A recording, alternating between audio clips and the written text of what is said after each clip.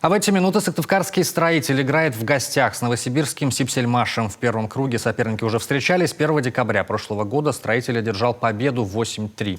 Как складывается нынешняя игра, нам расскажет Северин Арпа. Сейчас он в одном из столичных пабов. Северин, ну как там наши? Да, Евгений, здравствуйте. Игра в самом разгаре. Осталось до конца матча где-то 18 минут. Наши ведут 6-3. Болельщиков, конечно, сегодня немного, потому что рабочий день, да, и, собственно, время трансляции не очень удобное, но зато самые преданные здесь. А вот рядом со мной дядя Вань. Дядя Вань, здравствуйте. Здравствуйте. Скажите, пожалуйста, какие у вас сегодня впечатления от игры «Строителя»? Впечатление хорошее. Конечно, желательно бы лучше, но хорошее впечатление, пока мы ведем 6-3. Это нас устраивает и радует.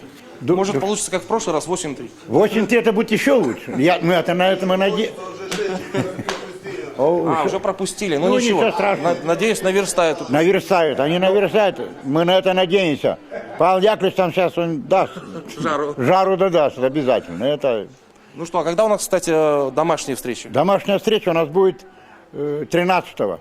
13 февраля будет суббота. Я желаю всем болельщикам, сейчас меня видят, чтобы были все в Эжве, на Эжвинском стадионе. Давайте всех позовем. Всех, пожалуйста, на стадион, чтобы был заполнен стадион.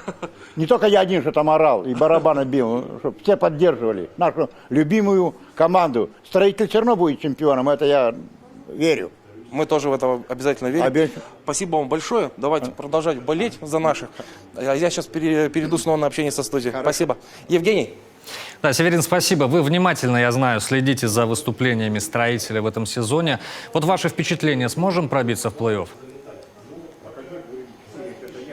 Ну, в этом сезоне «Строитель» приятно удивляет своих болельщиков. 5-е место в таблице. Но шансы есть сыграть в пульке, то есть среди сильнейших команд России.